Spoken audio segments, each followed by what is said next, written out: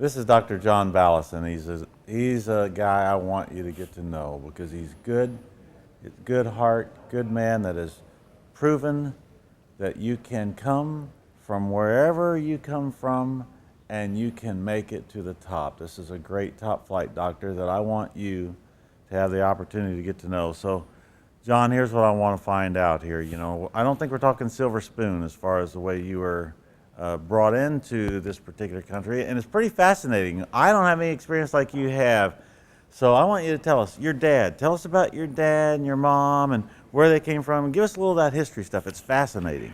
Both of my parents came from Greece. My father has 4 years of education. My mother has 2 years of education. You're not talking about 4 years of college and 2 years? No. You're talking about 4 years of elementary education at best. They came from a very rural area of Greece. Still to this day, 10 miles of dirt road to even get to the village from where they came. So they're still there in Greece? No, they're here in the United States. Here in the United States, yeah, right? my father came here in 1955 and actually met my mom. My mom came here as a 15-year-old and met my mom here. And how old was he when he came here? He was 27. Really? And why did he come, John? Do you know? For a better life. For a better life. They were in a war-ravaged country, houses being burned down, you know, Germans and everything else coming through, and at that time it was a rough area. Yeah, when you say Germans in that era, nothing and when you that say era, now, yeah. It's a whole different world. Completely different. And tell me this, he comes over here. Now, did he know English?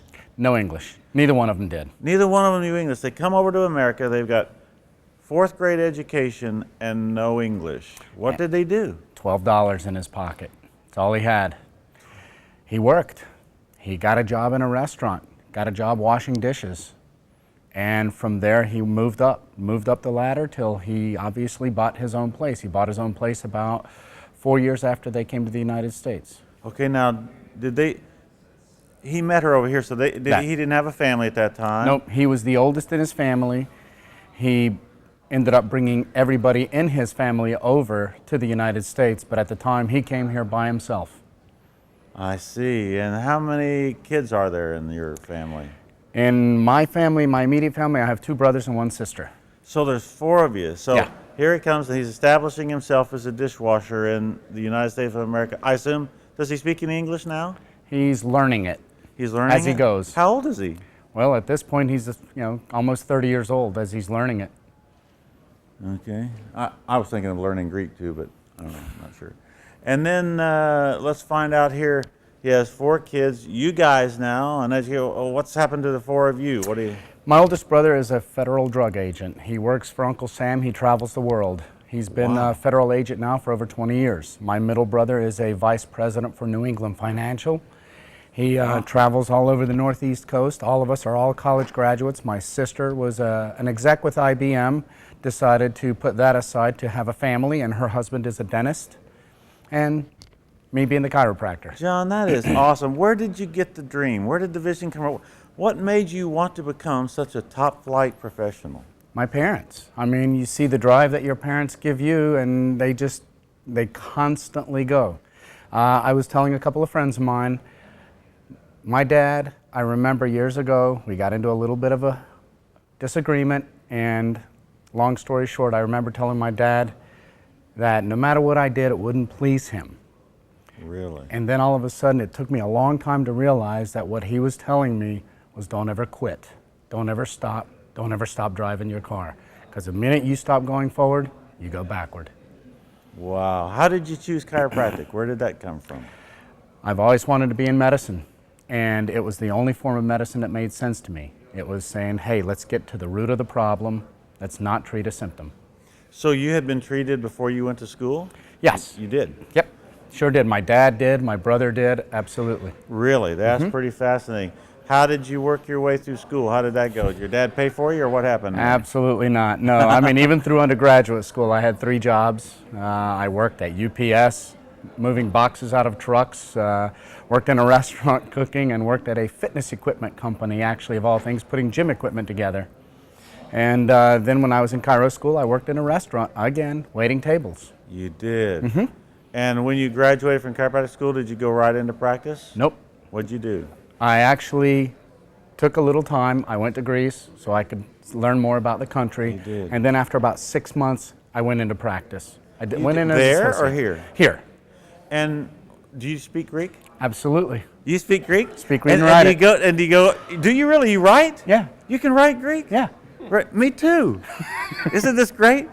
And then, well, you go over there. When you say you wanted to was that just to get your roots, or why'd you go over there for 6 months? That's exactly right, just to get the roots. I wanted to see from where my family came.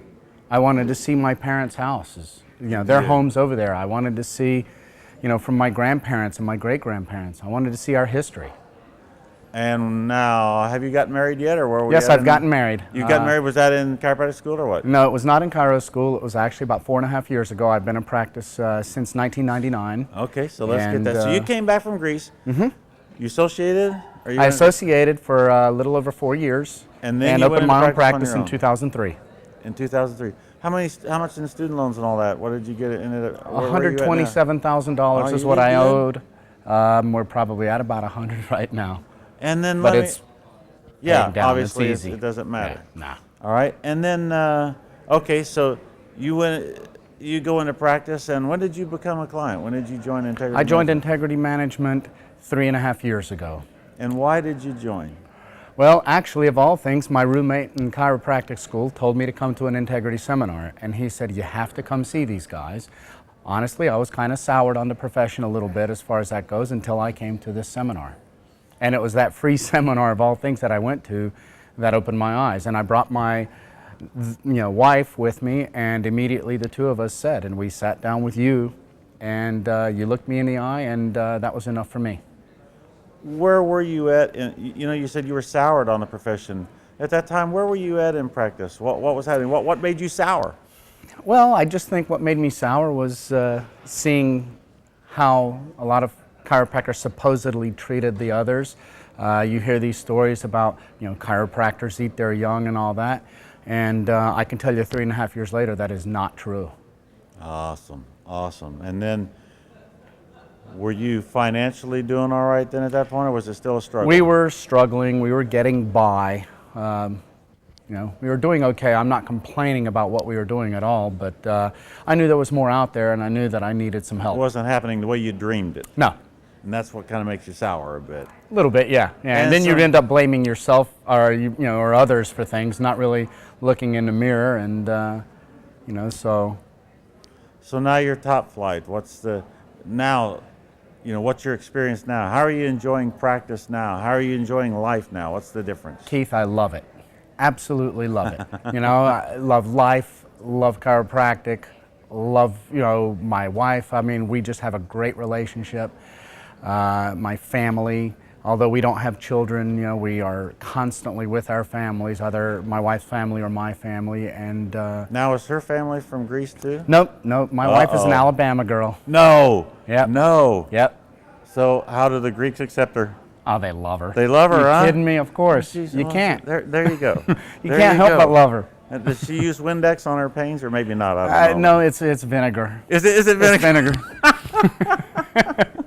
That is terrific. So now we have a life, and we have a practice that is the way you thought it was going to be. Oh, it's getting even better and better every day.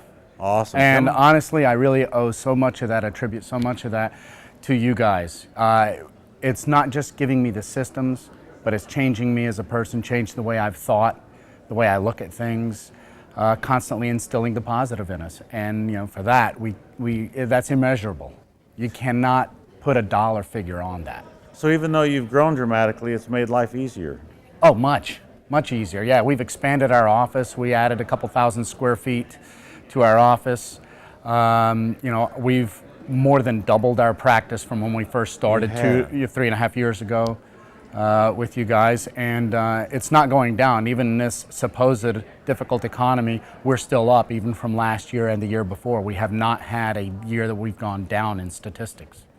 So John, I'll tell you this makes a big difference to somebody listening to you right now, because they wonder whether or not this can happen to them, that practice can be the way they thought it was going to be when they graduated, that life can be absolutely a certain dream.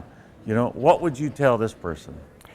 I'd tell them follow your dreams, work really hard, make sure and get some coaching. You need coaching. I personally have a great coach, a great team of people behind me. Look for the good people there. They will find you as long as you look for them, and work hard. But integrity management, I just have to tell you again, you guys have done it. I mean, have helped me do and follow my dreams and help me achieve my dreams so far. And we're still going. And the person that's scared, the person that hasn't had success happen yet, you got in with integrity, it made it happen. Look, you think they can do it? Absolutely. That's that old, you can go back to Roosevelt and say, hey, the only thing we have to fear is fear itself. And, there's so much wisdom to that. You just have to do it. You really do.